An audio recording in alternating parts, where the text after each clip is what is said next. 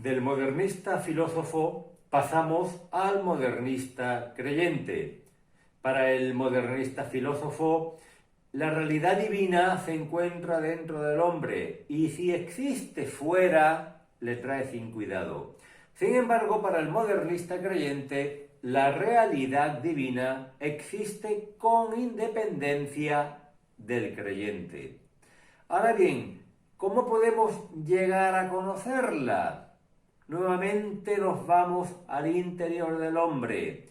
Conocemos la realidad divina a través de la experiencia singular de cada hombre. ¿En qué consiste esta experiencia? Esta experiencia es como una intuición que anida en el sentimiento religioso y que le persuade de la existencia y de la acción de Dios sin necesidad de medio alguno. Esto es importante, este detalle, sin necesidad de medio alguno. Luego, a través de esta persuasión que existe en tu sentimiento, a través de esta intuición, tú te lo guisas y tú te lo comes. Y San Pío X empieza a hablarnos de varias consecuencias de este concepto de experiencia singular. El primero sería la verdad de toda religión, puesto que en todas las religiones existen experiencias y existen intuiciones y existen persuasiones.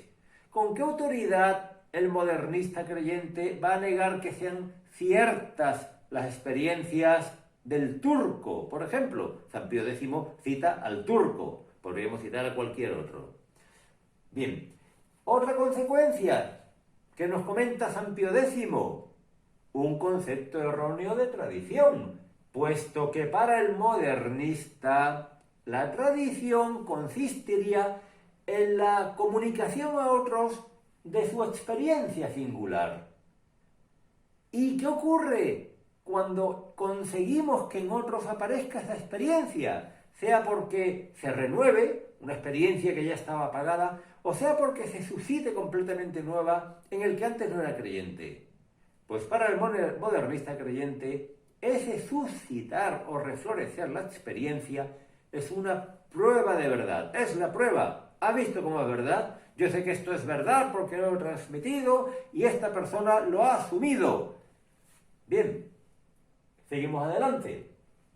Si todo queda dentro del hombre, si nuestra fe no se debe a fenómenos observables ni nada por el estilo, si todo queda dentro del hombre, la fe y la ciencia tienen campos de estudio y de actuación diferentes. Por lo tanto, fe y ciencia no pueden encontrarse, ni tampoco pueden contradecirse. Y aquí podremos pensar, bueno, hombre, por lo menos, mira, se va a respetar la independencia de la fe. No, señor. Para el modernista creyente, también nos cuenta San Pío X, es la fe la que debe subordinarse a la ciencia. Y la Iglesia es terca cuando se niega a acomodar a la evolución moral y científica su propia doctrina. Una terquedad de la Iglesia.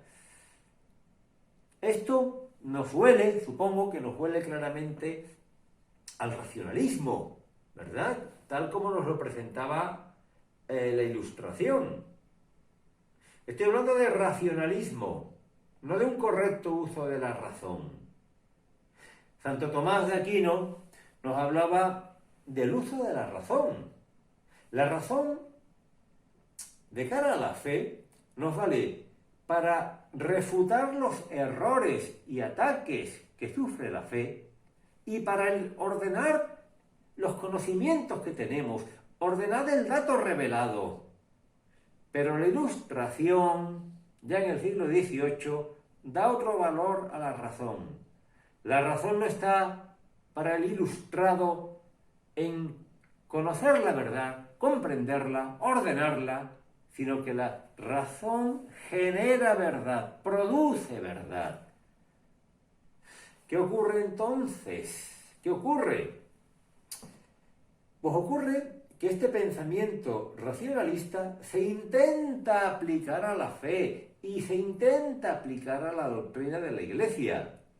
Y se intenta entonces que todo pueda cambiar, porque es que desde un pensamiento racional, por ejemplo, en el método científico